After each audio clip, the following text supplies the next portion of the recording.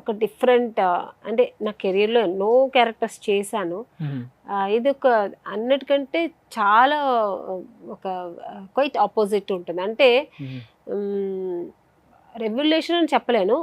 ఇప్పుడు ఉన్న సిచ్యుయేషన్ మనకు సొసైటీలో మన రియాలిటీలో ఏం జరుగుతుంది, ఆడవాళ్ళకి ఏం అన్యాయాలు జరుగుతుంది, ఆడపిల్లలకి, ఆడవాళ్ళకి, చిన్న పిల్లలకి, దాన్ని బేస్ చేసి మగాళ్ళు ఎంత అబ్యూస్ చేస్తున్నారు సొసైటీలో, అంత ఏమేమి కోల్పోతున్నాము అనే దాని గురించి ఈ సినిమాలో ఉంటుంది బేస్.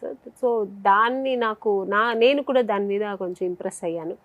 సో ఇది జనాలకు ఒక మంచి మెసేజ్ చేస్తే బాగుంటుంది అని నేను కూడా ఒప్పుకున్నాను. ఆడవాళ్ళు ఎదుర్కొంటున్నటువంటి సమస్యల్లో ప్రకృతిపరంగా ఉన్నటువంటి సమస్యలు చాలా ఉంటాయి ఆడవాళ్ళకి, దాన్ని ఎవరు ఏమి చేయలేము. కానీ సమాజంలో రెండు రకాలైనటువంటి సమస్యలు, ఒకటి డొమెస్టిక్ వైలెన్స్, ఒకటి సొసైటీ వైలెన్స్.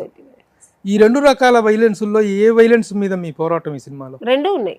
పర్సనల్ గా మీ లైఫ్ లో ఉండే సమస్యలు, పర్సనల్ లైఫ్ కి ఒక హస్బెండ్ అండ్ వైఫ్ కి ఉన్నది, వాళ్ళకి ప్రాబ్లమ్స్ ఉంటాయి, తండ్రి కూతుర్ల మధ్య పోరాటాలు ఉంటాయి. సో ఇవన్నీ అది ఉన్నాయి.